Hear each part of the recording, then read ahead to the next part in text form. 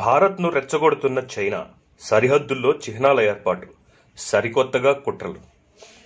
జిత్తులు మారి చైనా తీరు చూస్తుంటే కావాలనే యుద్ధానికి రెచ్చగొట్టినట్లు కనిపిస్తోంది. ఎట్టి పరిస్థితుల్లో భారత భూభాగమైన లడాక్ మొత్తాన్ని ఆక్రమించేందుకు రకరకాల ఎత్తుగడలు వేస్తోంది. ఇప్పటికే గాల్వాన్ లోయను చైనా ఆక్రమించినట్లు కాంగ్రెస్ సహా ప్రతిపక్షాలు ఆరోపిస్తున్నాయి. కేంద్ర ప్రభుత్వం మాత్రం అలాంటిదేమీ లేదని చెబుతోంది. ఇటీవల లడాక్లోని వివాదాస్పద భూమిపై చైనా తన మ్యాప్ సింబల్ వేయడమే కాదు, తాజాగా పాన్గాంగ్ వాస్తవాధీన రేఖ దగ్గర ఫింగర్ 4, ఫింగర్ 5 ప్రాంతంలో తన దేశ మ్యాప్ను ముద్రలా ఏర్పాటు చేసింది. ఇది ఎంత పెద్దదంటే ఆకాశం నుంచి చూసినా కనిపిస్తుంది. 81 మీటర్ల పొడవు, 25 మీటర్ల వెడల్పుతో. మాండరిన్ లాంగ్వేజ్లో దీన్ని రూపొందించింది. శాటిలైట్ ఫోటోల్లో ఇది స్పష్టంగా కనిపిస్తోంది.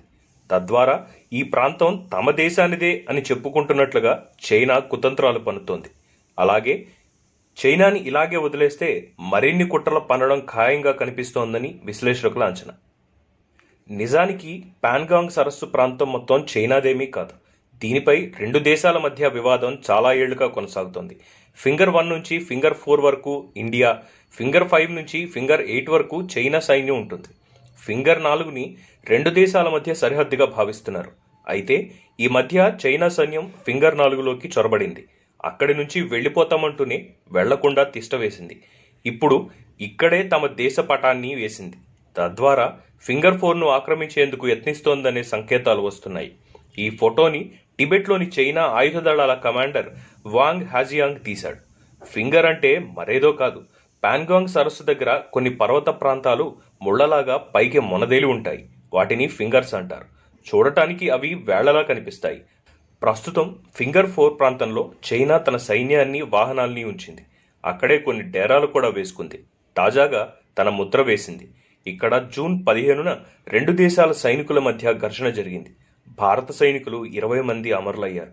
ప్రస్తుతం చైనా ఇక్కడ 186 గుడారాల్ని ఉంచింది. పాన్గాంగ్ సరస్సు ప్రాంతంలో చైనా దాదాపు 8 కిలోమీటర్లు చొరబడిందనే ప్రచారం జరుగుతోంది. ఫింగర్ 4, ఫింగర్ 5 ప్రాంతంలో చైనా సైన్యం చాలా ఎక్కువ సంఖ్యలో ఉంది. అక్కడ నుంచి వెళ్లిపోతామని చెబుతూనే వెళ్లకుండా అక్కడక్కడే తిరుగుతోంది. ప్రధాని మోదీ మాత్రం చైనా సైన్యం భారత సరిహద్దుల్లోకి రాలేదని, ఎలాంటి ఆక్రమణ జరగలేదని చెబుతున్నారు. వాస్తవం ఏంటనేది భారత ఆర్మీకే తెలియాలి.